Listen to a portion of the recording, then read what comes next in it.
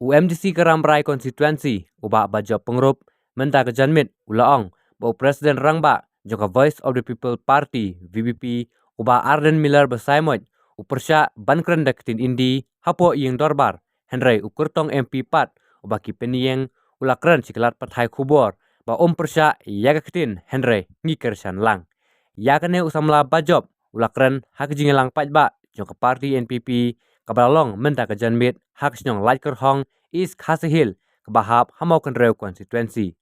Usamla bajob ulapan pauru bo presiden ke VVP hapo assembly upersya bankren deketin hindi bat menta ngitip syai baik ini kimi sutu jingmut hapring presiden bat ukertong.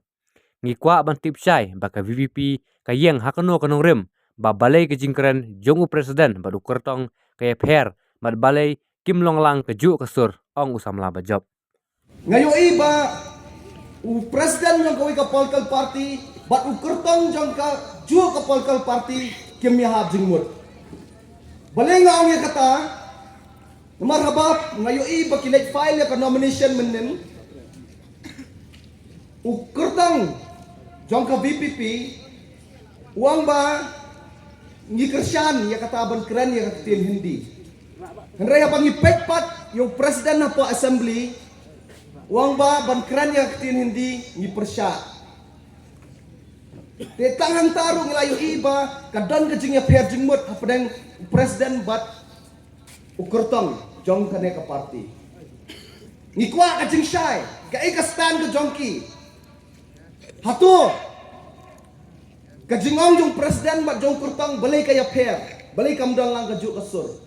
Kata kadi ka jubab ka ba kipajba jong ka first parliamentary constituency kikwa bantip.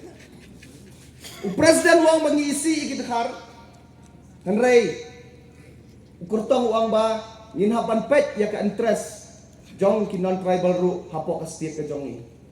Tekane ka jinglong arjinglong jong ki leaders hakane ka election ka penlong ya ki pajba jong ka first parliamentary constituency ba kin perkhat arsin haba ki jiet ya kana political party. Henry nga ong yupi baro ki nong kersian jong parti NPP bat kibam kersian ru to buat ya ka candidate kepada napo ka ruling government. Ka parti NPP kanan arbu prangot ki amali hapo kani ka jela ka bagi ki jongi. Ka parti NPP kan penyat ya ka sorkar hadu usnam arajara pupra. Kadungkot tangang ne kapo kani ka government MDA tu.